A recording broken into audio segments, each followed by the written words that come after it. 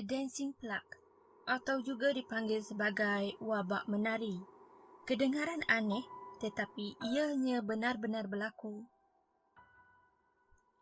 Wabak ini terjadi pada bulan Julai tahun 1518 di Strasbourg, iaitu pada zaman Romawi kuno, yang mana Strasbourg kini sebahagian daripada Perancis. Pada hari itu, tiba-tiba sahaja kekecohan berlaku apabila seorang wanita yang dikenali sebagai Frau Trophea tiba-tiba sahaja menari dengan ligatnya di tengah-tengah jalan kota.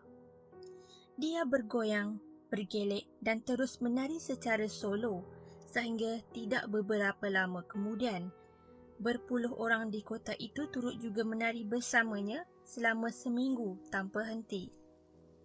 Kedengaran seperti seronok, bukan? Apabila mereka menari bersama-sama seolah tiada kebimbangan, berpesta dan bergembira.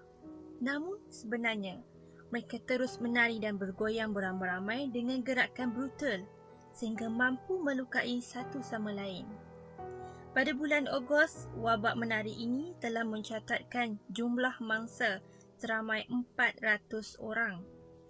Gagal menjumpai punca kepada wabak gila ini. Akhirnya, pakar perubatan tempatan menyatakan bahawa fenomena ini terjadi disebabkan darah panas dan mencadangkan orang yang menderita hanya menari melepaskan demam. Kemudiannya, satu pentas menari dibina dan beberapa orang penari profesional dibawa masuk. Malah, bandar itu juga mengupah kugiran muzik yang menyediakan muzik sokongan.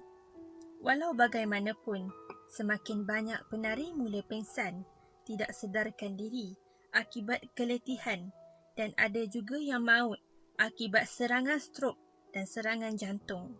Episod ini tidak berakhir sehinggalah bulan September apabila para penari dibawa ke kuil puncak gunung untuk berdoa dan mendapatkan pengampunan. Pada anda, wabak menari ini mungkin hanyalah satu legenda atau mitos penduduk Strasbourg. Namun, sebenarnya fenomena ini telah didokumentkan dengan baik pada rekod sejarah abad ke-16. Malah, ia juga bukan satu-satunya insiden yang diketahui hanya berlaku di Strasbourg, tetapi turut juga berlaku di Switzerland, Belanda dan Jerman, yang mana turut dikenali sebagai wabak St. John. Bagaimanapun, wabak ini tidaklah seteruk yang berlaku di Strasbourg yang mana telah menyebabkan maut pada tahun 1518. Dalam buku Justus Friedrich Karl Hacker dengan imajinasinya, dia telah menggambarkan gambaran tarian St. John bahawa mangsa wabak itu membuat bulatan sambil berpegangan tangan. Mereka kelihatan seperti hilang kewarasan dan tidak dapat mengawal tubuh mereka. Mereka terus menari tanpa henti dan tidak menghiraukan orang yang menonton gerak-geri mereka selama berjam-jam. Mereka juga turut mengadu rasa tersiksa yang melampau, rasa penat, mengerang seolah-olah diambang kematian. Sehinggalah mereka terbaring dan pulih semula sebelum muncul lagi serangan seterusnya. Apa yang boleh menyebabkan orang menari sendiri hingga mati? Menurut John Waller, penjelasan mengenai punca kepada wabak ini boleh dikaitkan dengan seorang alim yang beragama Katolik pada abad ke-16. Ketika abad ini, orang Eropah percaya bahawa lelaki ini punya kuasa mistik untuk mengutuk orang sehingga menyebabkan wabak menari ini terjadi. Selain itu, semasa zaman pertengahan ini, pihak gereja juga berpendapat bahawa para penari telah dirasuki oleh syaitan selain dikutuk oleh orang suci. Pada 1374, rantau perhampiran Rhine ini ada menderita wabak yang menakutkan, iaitu wabak Black Death.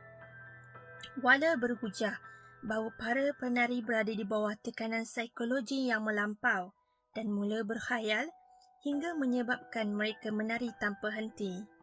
Apabila digabungkan dengan ketakutan terhadap wabak Black Death dan masalah kebuluran, yang kedua-duanya telah melanda Strasbourg pada tahun 1518, Maka kepercayaan terhadap kuasa mistik Santo Vitus ini mungkin telah menjadi antara sebab tercetusnya histeria secara besar-besaran kepada penduduk bandar itu. Tafsiran zaman moden pula menyatakan bahawa semua ini berpunca daripada toksik yang dihasilkan oleh kulat ergot yang tumbuh pada rye, iaitu sejenis tumbuhan seperti gandum. Keracunan ergot boleh membawa kepada halusinasi, kekejangan dan khayalan kesan daripada bahan kimia psikoaktif yang dihasilkan oleh kulat Claviceps purpurea.